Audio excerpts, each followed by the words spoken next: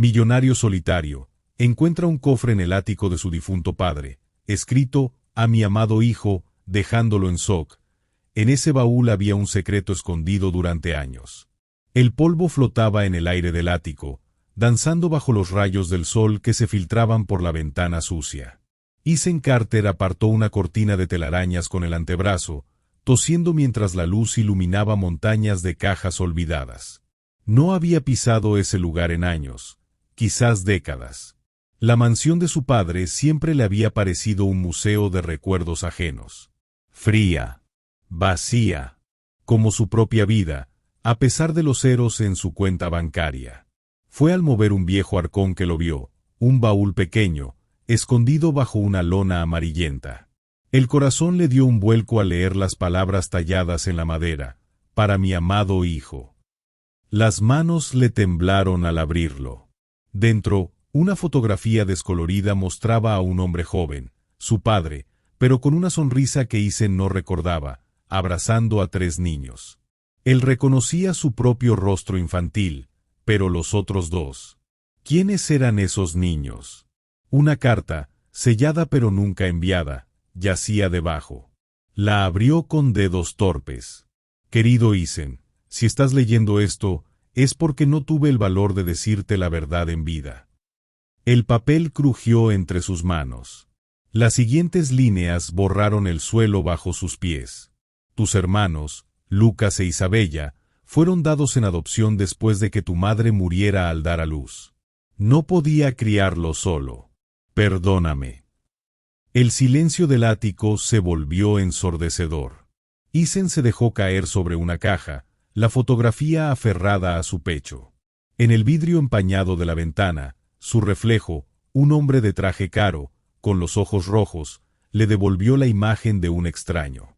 Algo se había quebrado. Y no era solo el baúl.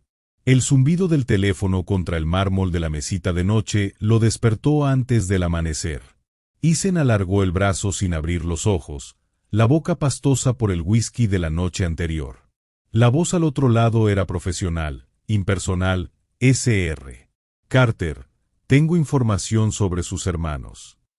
De pronto estuvo completamente despierto. Los dedos le temblaban mientras hojeaba el informe impreso que el investigador había dejado en su apartamento. Isabella María Carter, ahora Dra. Isabella Rojas, trabajaba como pediatra en un modesto orfanato. La foto adjunta mostraba a una mujer de pelo castaño recogido, con sonrisa cansada pero cálida mientras sostenía a un niño en brazos. Pero fue la segunda página la que le arrancó el aire. Lucas Daniel Carter tenía un historial policial, arrestos por disturbios, posesión de drogas. La última foto mostraba a un hombre demarcado, con la mirada desafiante incluso en el frío documento oficial. El primer impulso fue llamar a Isabella. Marcó el número con dedos torpes, pero colgó antes de que contestara. ¿Qué demonios iba a decirle? Hola, soy tu hermano mayor, el que creció con todo mientras tú. En cambio, encontró el número de Lucas. El timbre sonó 1, 2 veces. ¿Quién mierda es? La voz era áspera, rota por el cigarrillo o el alcohol. Soy Ethan. Ethan Carter. Tú, hermano. El silencio al otro lado se hizo espeso. Luego una carcajada seca. Ah, el hijo preferido. ¿Qué quieres? ¿Limpiar tu conciencia con un cheque? No es así. Quiero, guárdate tus mierdas. No tengo familia. El clic de la llamada cortada resonó como un portazo. Ethan dejó caer el teléfono sobre la cama. En el espejo del armario, su reflejo lo acusaba, traje de seda italiana, reloj suizo y las manos vacías. Al mediodía, ya estaba en el aeropuerto. El informe del investigador incluía una dirección, el orfanato Santa Cecilia. ¿Dónde Isabella? El vuelo despegó bajo un cielo plomizo. Ethan apretó la foto arrugada en su bolsillo, preguntándose si al final de ese viaje encontraría una familia o solo más fantasmas. El timbre chirrió como un pájaro herido. Ethan se ajustó inconscientemente el nudo de la corbata mientras esperaba, aunque sabía que ninguna elegancia podía prepararlo para ese momento. Los pasos apresurados al otro lado de la puerta anticiparon a una mujer menuda con bata médica manchada de crayones. «¿Sí?», preguntó Isabella mientras se secaba las manos en un pañuelo. Sus ojos, del mismo tono avellana que los de Isen, se estrecharon al notar su traje impecable. «Si viene por donaciones, la directora no está». «Isabella», interrumpió Isen, sacando la foto arrugada del bolsillo. «Soy Isen Carter, tu hermano». El silencio se extendió como un charco de aceite. Una niña que jugaba en el pasillo dejó caer su muñeca. Isabella palideció. Agarró el marco de la puerta como si las piernas le fallaran. «Entra», dijo finalmente, voz temblorosa. Pero no delante de los niños. La oficina era minúscula, ahogada en expedientes y juguetes rotos esperando reparación. Isen notó que Isabella no lo sentó, ni le ofreció café. Se quedó de pie, cruzando los brazos sobre su bata gastada. «¿20 años tarde y ahora aparece?», escupió, mostrando por primera vez el fuego bajo su fachada profesional. «¿Qué quiere? ¿Que le agradezca por la vida de lujo que tuvo mientras yo?» «No lo sabía», cortó Isen, mostrando la carta. «Papá nunca». «Papá». Isabella soltó una risa amarga. «El señor que firmó mi partida de nacimiento y mi adopción el mismo día. ¿Sabe cuántas veces soñé que venía a buscarme?». Isen extendió un sobregrueso. «Quiero ayudar. Con el orfanato, con usted». Isabella lo miró como si le hubiera escupido. Con dedos que temblaban levemente, tomó el sobre y lo desgarró frente a él. Los billetes cayeron como hojas muertas. «Váyase. Vuelva cuando entienda que no se compra una hermana como uno de sus yates». Isen recogió los billetes uno a uno, sintiendo el peso de cada mirada curiosa de los niños en el pasillo. Al salir, una niña de trenzas le tocó el brazo. «No se preocupe, señor», susurró.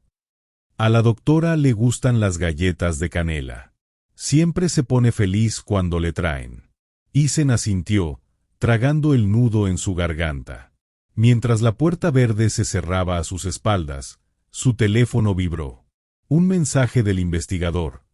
«Lucas está en la cárcel del condado. Arrestado anoche por pelea en bar».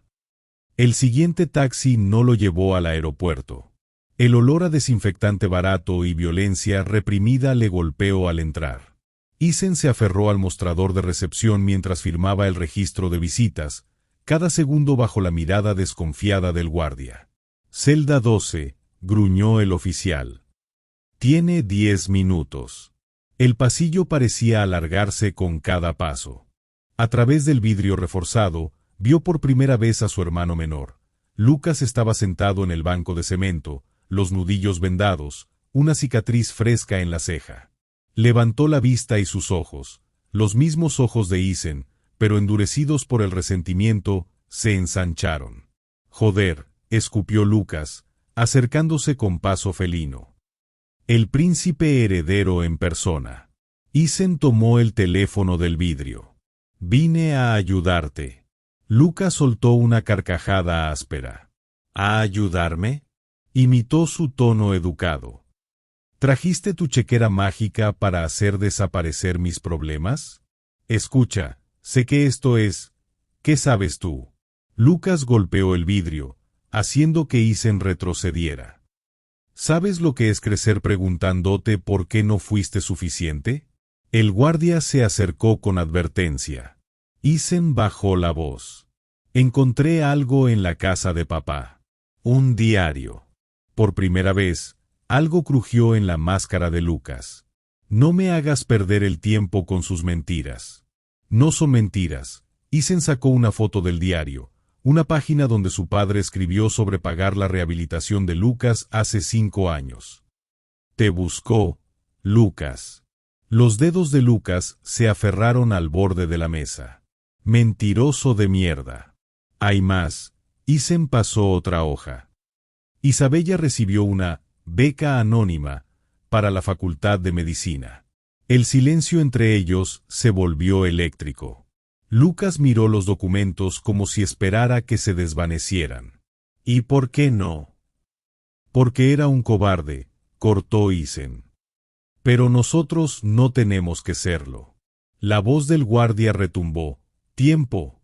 Lucas se levantó bruscamente, pero antes de irse, susurró algo que hizo temblar a Isen. El orfanato de Isabella está en quiebra. Lo supe por un compañero de celda que trabajó ahí.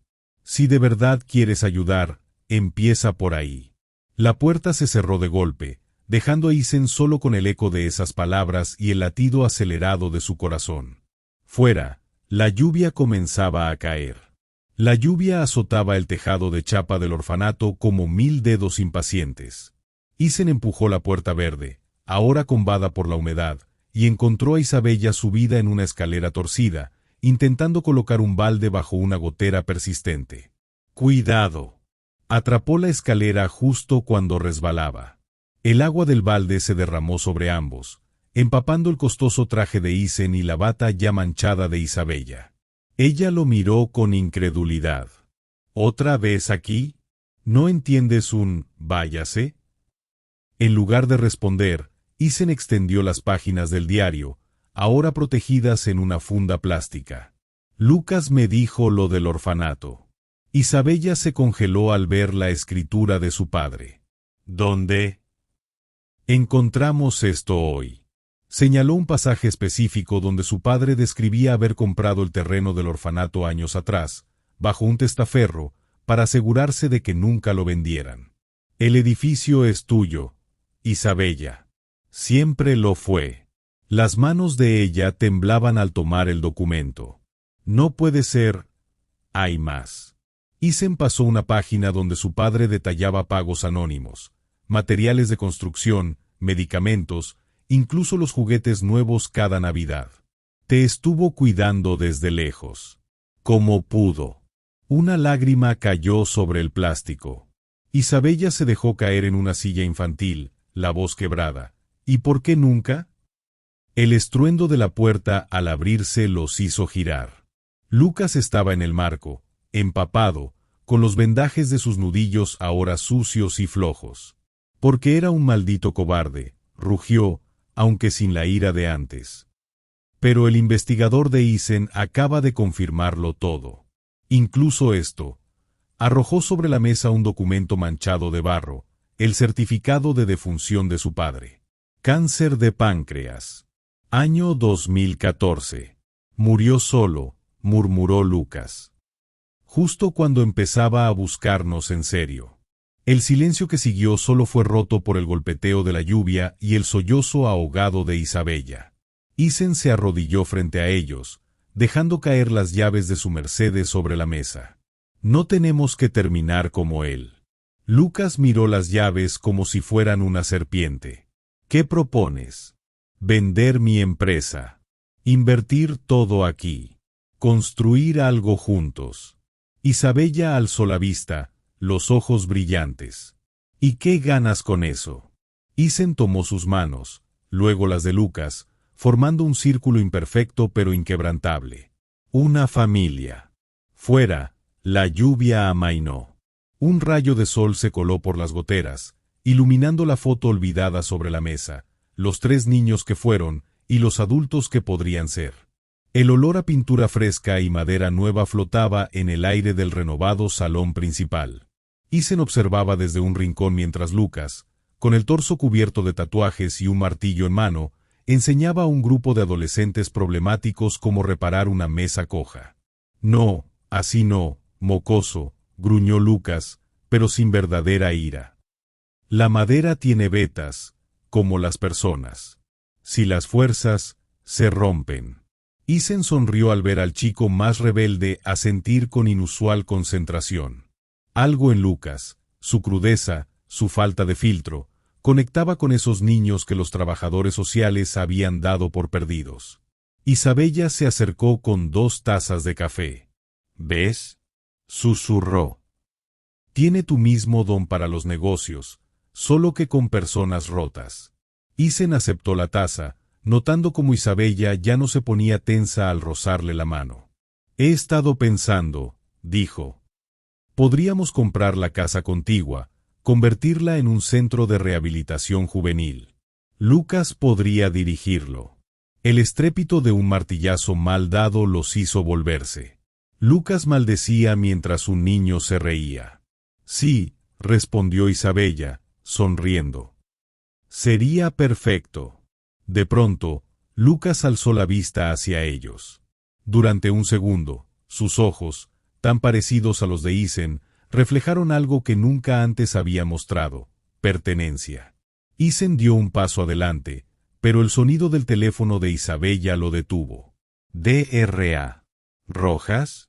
Su voz se volvió profesional. ¿Cuándo? ¿Cuántos? Al colgar, su expresión había cambiado. Accidente en la autopista. 3 niños heridos llegando en ambulancia. Necesitamos... la interrumpió Isen. Nosotros nos encargamos aquí. Mientras Isabella corría hacia la entrada, Lucas se acercó a Isen. ¿Sabes lo primero que pensé cuando me dejaron salir de prisión? Preguntó, observando a los niños que ahora limpiaban sus herramientas. Que ojalá alguien me hubiera enseñado a usar estas manos para construir, en lugar de destruir. Isen puso una mano en su hombro. Esta vez, Lucas no la sacudió. El portón oxidado del cementerio chirrió al abrirse. Isen, Isabella y Lucas avanzaron entre lápidas desgastadas, el rocío de la mañana empapándoles los zapatos. Ninguno había hablado durante el trayecto. Allí, señaló Isabella con voz quebrada. La tumba era sencilla, apenas una losa gris con el nombre de su padre y 2 fechas. Nada más. Ni un amado padre, ni un siempre en nuestro corazón. Como si el hombre hubiera querido borrarse incluso en la muerte. Lucas pateó una piedra. Mierda. Vine esperando sentir algo. Rabia. Alivio. Pero solo... nada. Isen se arrodilló, limpiando con la manga el musgo de la lápida. Al hacerlo, descubrió una pequeña hendidura en la base. Con dedos temblorosos, presionó. Un compartimento oculto se abrió con un clic, revelando 3 pequeños sobres amarillentos. Cada uno llevaba un nombre. Isabella abrió el suyo primero. Dentro había una foto de su madre, joven, sonriente, y una nota: Isabella, perdóname por no ser fuerte. Tu sonrisa es la de ella. Lucas encontró en su sobre una llave antigua y un mapa del taller de carpintería donde su padre había trabajado de joven. Lucas, aquí aprendí que hasta la madera más dura puede convertirse en algo hermoso. Como tú. Las manos de Isen temblaban al abrir el último sobre. Dentro, solo una frase: Isen, cuídalos como yo no supe hacerlo. El viento arremolinó las hojas secas alrededor de ellos. Lucas fue el primero en romper el silencio. Cabrón sentimental, murmuró, pero sus ojos brillaban. Isabella colocó las 3 cartas juntas sobre la lápida, formando un rompecabezas imperfecto. No fue un buen padre, dijo. Pero nos amó. A su manera. Isen sacó del bolsillo la foto del baúl, la de los 3 niños, y la colocó junto a las cartas. Luego añadió una nueva. La imagen de los hermanos adultos, tomada la semana anterior frente al orfanato renovado. Ahora descansa, susurró. Cuando se alejaban, el sol de la mañana iluminó por primera vez la parte trasera de la lápida, donde alguien había tallado unas palabras casi borradas por el tiempo: los quise desde la sombra. El baúl había guardado su dolor. La tumba, su amor. Y ellos, al fin, la paz. Para escuchar más historias como esta, suscríbete y deja un me gusta.